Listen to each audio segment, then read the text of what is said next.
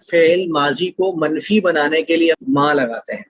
اچھا، فعل مضارع میں عمومی طور پر لا لگایا جاتا ہے، لا نافیہ، ٹھیک ہے، اس سے ہمارا فعل مضارع نیگیٹو بن جاتا ہے، یعنی کہ منفی میننگ دینا شروع کر دیتا ہے، خبر کی نفی کر دیتا ہے۔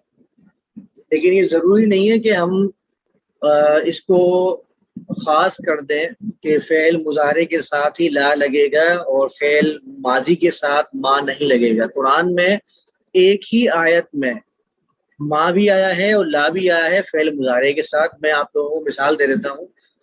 ایک ہی آیت ہے قل ما اسألکم، اور دوسری جگہ پہ یہ آیا ہے قل لا اسألکم۔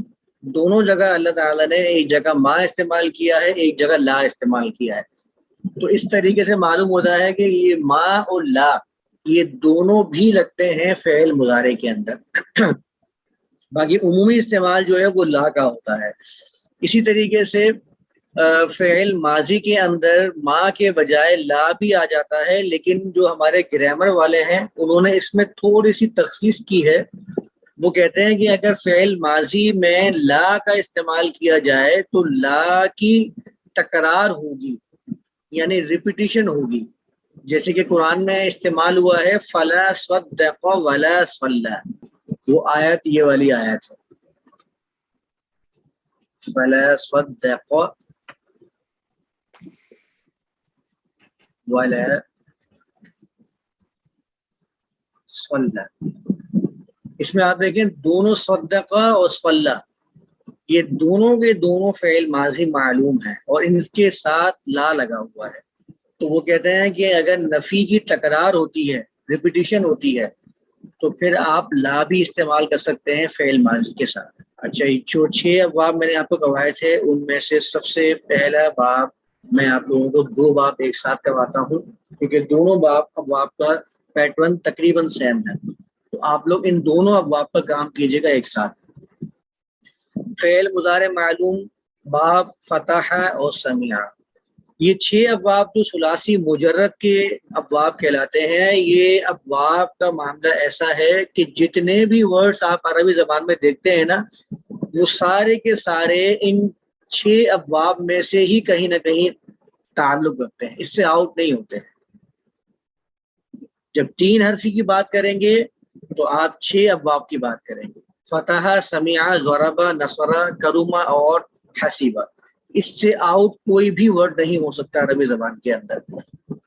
تو فعل مضارع میں ثلاثی مجرد کے 6 ابواب ہیں، ان ابواب کا تعلق فعل مضارع کے عین کلمہ کے اعراب سے ہوتا ہے، بس اس بات کو ذہن میں رکھیں۔ تو سب سے پہلا باب ہمارے پاس ہے باب فتح۔ جو الفاظ باب فتح سے آتے ہیں ان کے فعل مضارع کی گردان میں عین کلمہ پر زبر آتا ہے۔ اس باب کا ایک وزن فعل بھی ہے جو آپ لوگوں نے یاد کیا ہے۔ جب آپ نے فعل کی گردان یفعلو بنائی ہے تو یفعلو میں عین کلمے کے اوپر آپ نے فتحہ لگایا۔ یہ فتحہ اس لیے لگایا آپ نے کیونکہ یہ باب فتح سے ہے۔ مثلا اس کو آپ کو یاد رکھنا ہے کہ فتح یفتح، جب بھی میں آپ لوگوں سے پوچھوں نا کہ فتح کا وزن کیا ہے تو آپ فوراً مجھے بتائیں گے فتح یفتح۔ اب فتح یفتح جب آپ کے سامنے آ گیا تو دیکھیں اس کا جو عین کلمہ ہے وہ تا ہے، عین کلمہ کے اوپر آپ کا زبر رہے گا۔ اور جب بھی میں آپ سے کہوں گا کہ اگر یہ جعل ہے، میں نے بتایا آپ کو کہ جعل فتح کے باب سے ہے، تو اب آپ کی گردان کیا بنے گی؟ یجعل۔ یہ جمع آپ کے سامنے لکھا ہوا ہے، جمع کو میں کہہ رہا ہوں کہ یہ فتح کے باب سے ہے، یجمع، کیونکہ اس کا عین کلمہ ہے میم، اور فتح کا عین کلمہ فعل مضارع میں ہمیشہ اس کے اوپر آپ کا فتح آئے گا، یعنی وہ مفتوح ہوگا،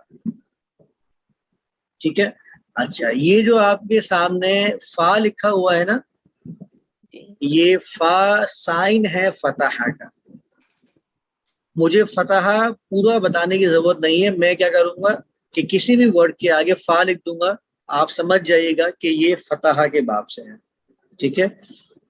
فتح کی گردان کو دیکھ لیجیے، فتح کے اندر عین کلمے پہ فتحہ آتا ہے، یعنی زبر آتا ہے۔ اس کو آپ اس طرح یاد رکھیے گا. اس گردان کو ایک مرتبہ دیکھ لیجیے کس طرح بنائی ہے میں نے, بنا تو چکے ہیں ہم لوگ. دوسرا باب بھی میں کروا دیتا ہوں کیونکہ وہ بھی سیم ہے, اس میں بھی کوئی فرق نہیں ہے, تھوڑا سا فرق ہے.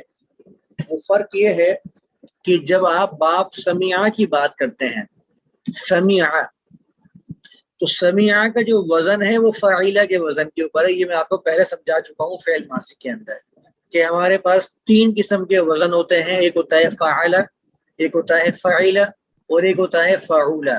فعلہ کے وزن پہ ابھی آپ لوگوں نے 3 ورڈز کو یاد کیا تھا, فتح, ضربہ اور نصرہ, ٹھیک ہے. دوسرا وزن تھا فعیلہ. فعیلہ کے وزن پہ آپ لوگوں نے سمیعہ اور حسیبہ اس کو سمجھ لیا تھا.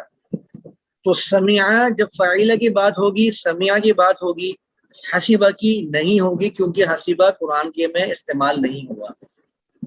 تو فاعلہ کے وزن پہ آپ کا سمیعہ بنا, اور سمیعہ کی خاصیت یہ ہے, میں اس کو خاصیت کہوں گا, سمیعہ کی خاصیت یہ ہے کہ جب آپ اس کا فعل مضارع بنائیں گے تو فعل مضارع میں اس کے عین کلمے پر بھی زبر ہی آئے گا, جیسے کہ سمیع یسمع. تو آپ لوگوں کو یہ وزن یاد رکھنا ہے, سمیع یسمع, فتح یفتح.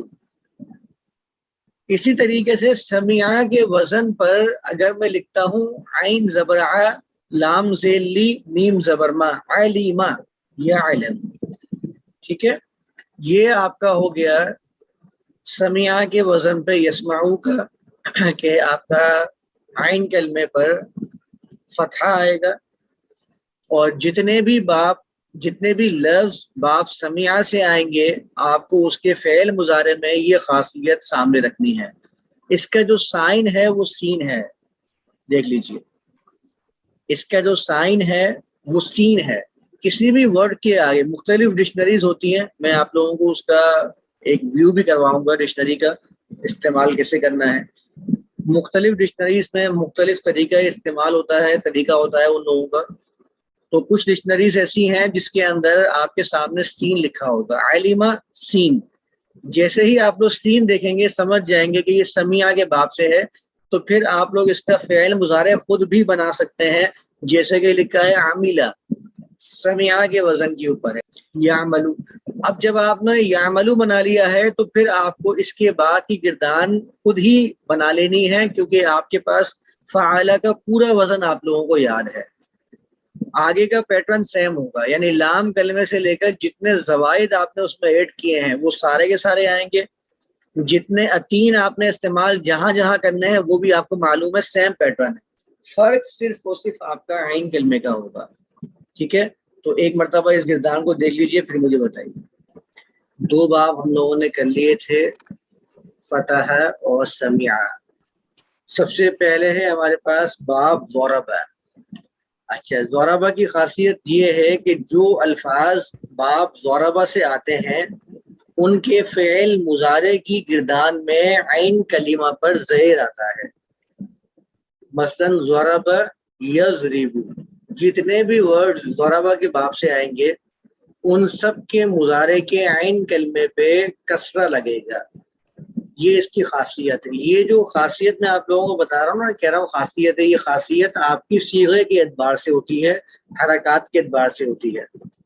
ایک ہوتی ہے اس کی معنوی خاصیت, جس کو آپ لغوی خاصیت کہہ لیں یا معنوی خاصیت کہہ لیں.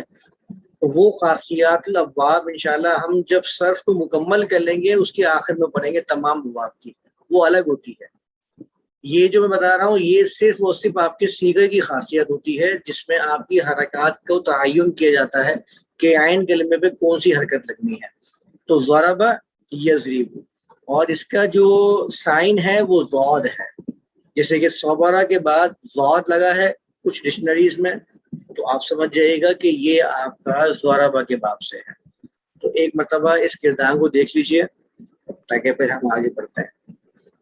چلیے اب دیکھیے, یہ صبرہ آپ کے سامنے موجود ہے. صبرہ کا مطلب ہوتا ہے رک جانا, جم جانا, ٹھہر جانا, قرار پکڑ لینا, یہ سب میننگ آتی ہے صبرہ کے اندر. میں نے ایک میننگ لکھ دی ہے رک جانا, یہاں تک سمجھ میں آ گیا ہوگا آپ لوگوں کو. یہ گردان اس کی بنا لیجیے گا صورہ اور نزاع کی. ضرب کی گردان تو بنی ہوئی ہے پریکٹس کے لیے. اس کے بعد چوتھا باب جو قرآن میں آیا ہے وہ ہے باب نصرہ.